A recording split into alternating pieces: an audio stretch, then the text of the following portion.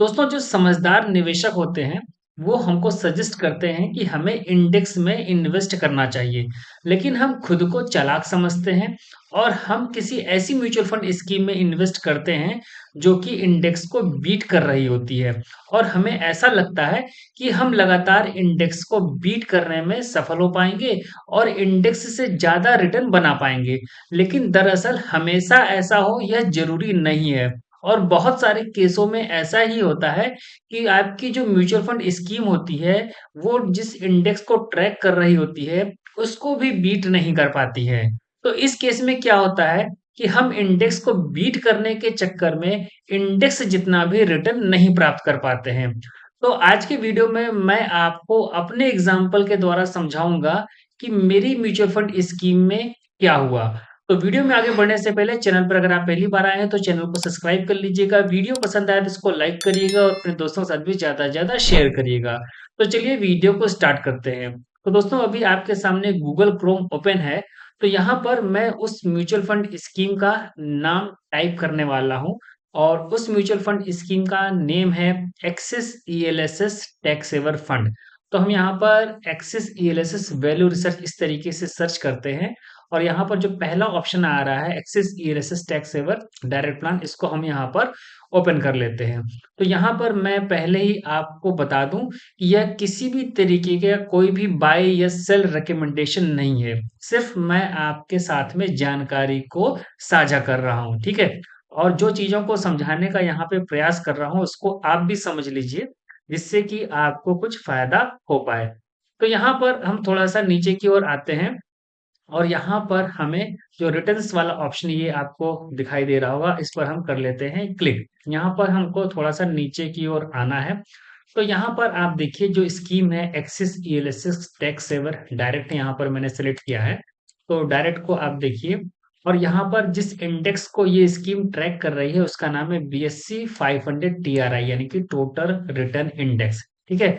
जिसके अंदर डिविडेंड भी इंक्लूड है, ठीक है।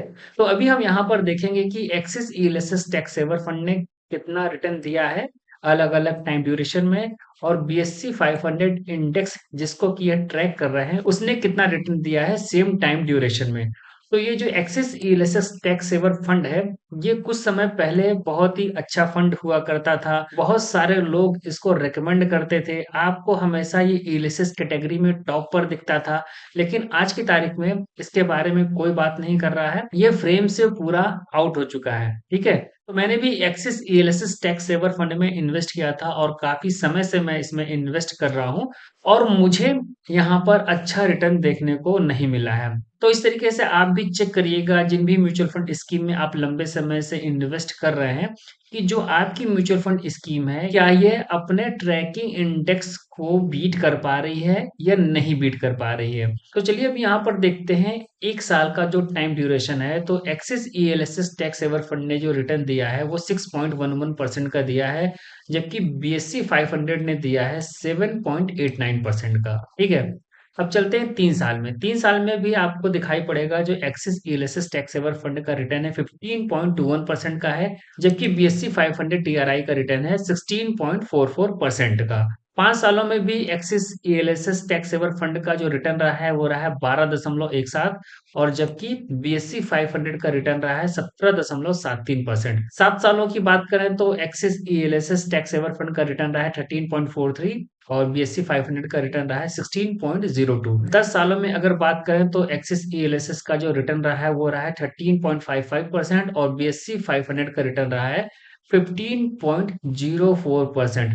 ऐसा भी नहीं है कि आसपास रहा हो, काफी यहाँ पर आपको रिटर्न में अंतर देखने को मिलता है। कहने का मतलब यहाँ पर यह है कि अगर आपकी म्यूचुअल फंड स्कीम अपने ट्रैकिंग इंडेक्स को बीट नहीं कर पा रही है लगातार, तो फिर उस स्कीम में बने रहने का कोई फायदा नहीं है, आपको इंडेक्स में शिफ्ट हो जाना चाहिए। और मेरे पास में जो एक्सिस ईएलएसएस टैक्स सेवर है, तो इसका भी जो रिटर्न रहा है वो 10-11% के पास ही रहा है और इसको मैं धीरे धीरे शिफ्ट कर रहा हूँ इंडेक्स में। तो क्या आपकी म्यूचुअल फंड पोर्टफोलियो में भी कुछ इस तरीके की म्यूचुअल फंड स्कीम्स हैं, जो कि अपने ट्रैकिंग इंडेक्स को नहीं बीट कर पा रही हैं। तो कमेंट में आप उनके नेम साझा कर सकते हैं।